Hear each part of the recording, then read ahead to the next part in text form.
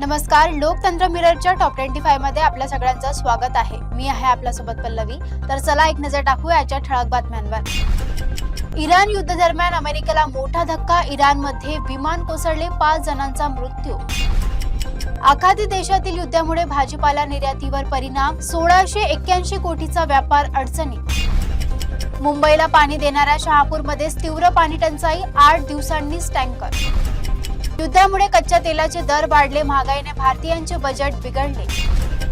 मुख्य निवडणूक आयुक्तांना हटवण्याची मागणी, 193 विरोधी खासदारांची नोटीस। गॅस टंचाई नसल्याचा सरकारचा दावा, घरात रॉकेल व हॉटेलमध्ये कोळसा वापरण्याचा सल्ला। मुंबईतील विधान भवन उडवण्याची धमकी, हायकोर्ट, BSE आणि मेट्रोचाही मेलमध्ये उल्लेख। कोल्हापूर जिल्हा परिषद अध्यक्षपद राष्ट्रवादीकडे जाण्याची शक्यता, घोषणा अपेक्षित। रुग्णालयाच्या जादा बिलावर नियंत्रणासाठी स्टँडर्ड ट्रीटमेंट प्रोटोकॉल जाहीर। पंतप्रधान नरेंद्र मोदी आज PM किसान योजनेचा 22वा हप्ता जारी करणार। फलटण तालुक्यात पाईपमध्ये अडकून तिघांचा मृत्यू, सर्वजण ओरिसातील कामगार। उमरग्यात गॅससाठी लांब रांगा, बुकिंग नंतरही 15 दिवस प्रतीक्षा। गॅस सिलेंडर बुकिंग सर्व्हर बंद, एजन्सींवर ग्राहकांची गर्दी।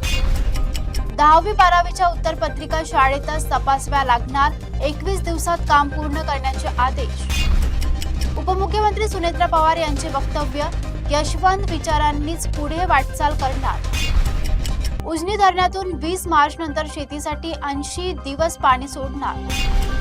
पोलीस भरतीची लेखी परीक्षा रविवारी सकाळी 8 वाजता केंद्रावर उपस्थित राहण्याचे आदेश। तुळजापूरमध्ये व्यावसायिक गॅस टंचाई, हॉटेल व्यावसायिकांवर संकट। यशवंतराव चव्हाण जयंतीकडे दुर्लक्ष, सोलापूरमधील पुतळा अजूनही झाकलेला। युद्धामुळे आखाती देशामध्ये भारतीय व्यापारावर ताण, निर्यातदार चिंतेत। तेलवाढीचा परिणाम, वाहतूक व इंधन दरांवर, महागाई वाढवण्याची शक्यता। गॅस टंचाईमुळे ग्रामीण भागात स्वयंपाकासाठी पर्यायी समाधानाचा वापर वाढला। पाणी टंचाईमुळे महिलांची पाण्यासाठी पायपीट, प्रशासनावर नाराजी। PM किसानच्या 22व्या हप्त्याकडे शेतकऱ्यांचे लक्ष, खात्यात पैसे कधी येणार याची उत्सुकता।